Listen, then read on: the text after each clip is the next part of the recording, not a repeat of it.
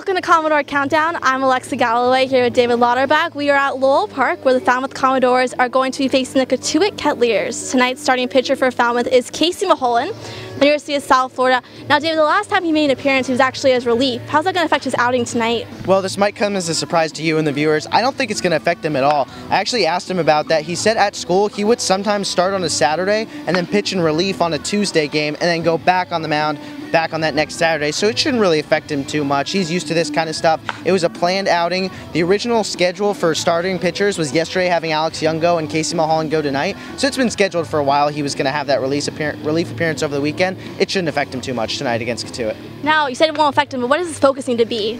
Well, his focus needs to be on getting Cotuit just out when they have two outs. Cotuit is a tremendous lineup when it comes to two outs, and also good with runners on. He really needs to get through the top half of the lineup specifically because of guys like John Norwood and Rhett Wiseman, because they're dangerous hitters in the middle of that, or the top of that lineup, much like Falmouth has, and Stephen Duggar and Sam Gillikin, so he just needs to focus on getting Norwood and Wiseman out, focusing more on the bottom half of the order. We'll see how it plays out tonight. A player that went to Fenway, Stephen Duggar, had the fastest time in the 60-yard dash. I spoke with him about what it was like. You can't really put it into words. It's just a really special day for everybody up here, and I was glad I could do it. Now, the 60-yard dash, you were the fastest time, 6.26. What was your reaction when you heard that time? It was a reaction. I mean, last summer, after I left the Cape, I got back to school, and I immediately got with my strength coach and said, D-Love, what can we do to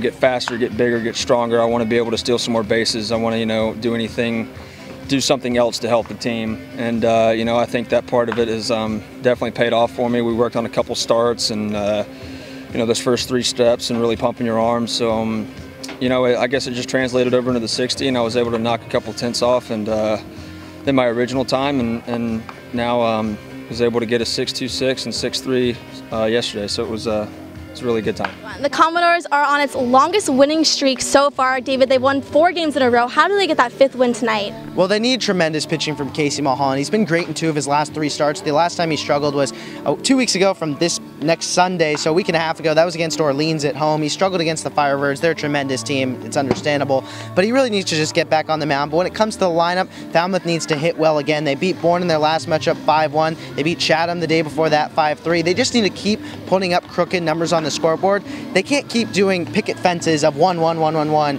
2-2, 2-2. They need to put up a 1, a 3, a 4, and they've done that in the last couple of games, and it's why they've won 4 in a row. So if they do that tonight here at Lowell Park, they can notch a 5th win in the win column and move to 17, 12, and 1. I'm here with Cotuit broadcaster Greg Mroz. Now, Greg, David said it's all about the pitching for Falmouth. What does Cotuit need to get the win? Well, it's all about pitching for Cotuit. This team leads the league in walks issued. They average issuing 4.6 walks per game. On the flip side, they only take 2.6 walks per game. So they issue the most walks in the league, and they take the least amount of walks in the league. So basically, the Kettleers need to not get guys on base without having them hit the ball in play. Also, Cotuit has only had 1 starter go more than 5 innings this year. Trey Wingenter, who is not pitching today, is the only starter since June 28th, when Logan James went 5 innings against Harwich, to go more than 4 innings. So that's the problem. Cotuit pitching needs to actually be able to sustain a consistent effort and go longer than 3 innings. We'll see how it all plays out tonight. Thanks for joining me here, Greg. You're welcome, Alexa. Game time set for 5 o'clock, audio pregame at 4:45 on Ustream, so stick around and join us.